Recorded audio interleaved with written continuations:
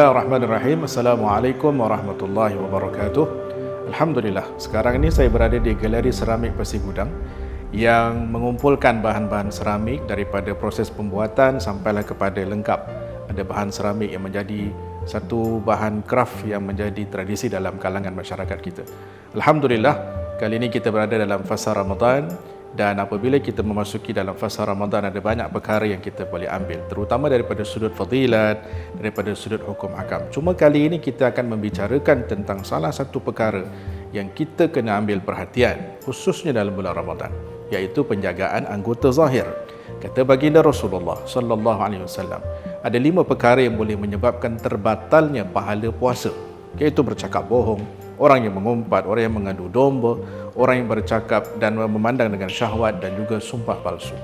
Ini semua perkara-perkara yang menyebabkan terbatalnya pahala puasa.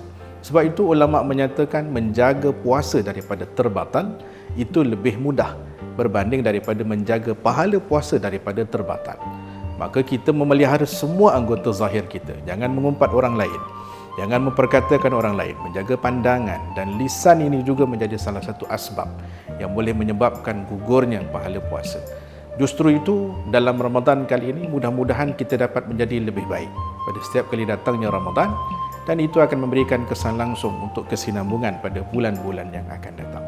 Mudah-mudahan Allah Subhanahu Wa Taala memudahkan segala urusan ibadah kita dalam Ramadan pada kali ini, menjaga anggota yang zahir dan menjaga anggota yang batin, dan mudah-mudahan kita mendapat kerahmatan dan keampunan dari Allah Subhanahu wa taala.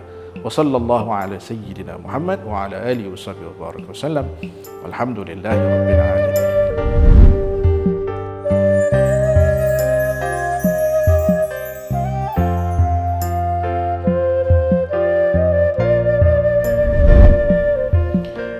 Di tangan saya ini ada satu pasu yang masih kosong. Dia baru siap tapi masih belum dicorakkan apa-apa. Seorang hamba Allah, apabila dia kosong dan tidak dicorakkan apa-apa, boleh jadi dan boleh menjadi asbab Ramadan yang datang. Daripada pasu yang kosong ini, daripada hati yang kosong, boleh jadi dia disiram dan dicorakkan oleh pelbagai anugerah yang Allah Subhanahu Wa Taala sediakan dalam Ramadan. Keampunan, keridaan, dan juga kerahmatan yang terus menyirami dalam Ramadan Al-Mubarak. Dan hasilnya, apabila kita melihat satu contoh pasu yang telah pun siap dengan corak yang cantik, demikianlah juga apabila seorang hamba Allah Subhanahu Wa Taala dipilih oleh Allah untuk diberikan nafahat, anugerah pada hatinya, dan dia akan menjadi seorang hamba yang begitu cantik di sisi Allah. Dia bukan pandangan manusia, bukan pandangan zahir, tapi pandangan rahmat dari Allah Subhanahu Wa Taala. Pasu ini hanyalah sebuah pasu, tetapi apabila seorang hamba dicorakkan dengan cantiknya pandangan rahmat dari Allah, itu akan memberikan natijah untuk dia mendapat syurga Allah Subhanahu Wa Taala.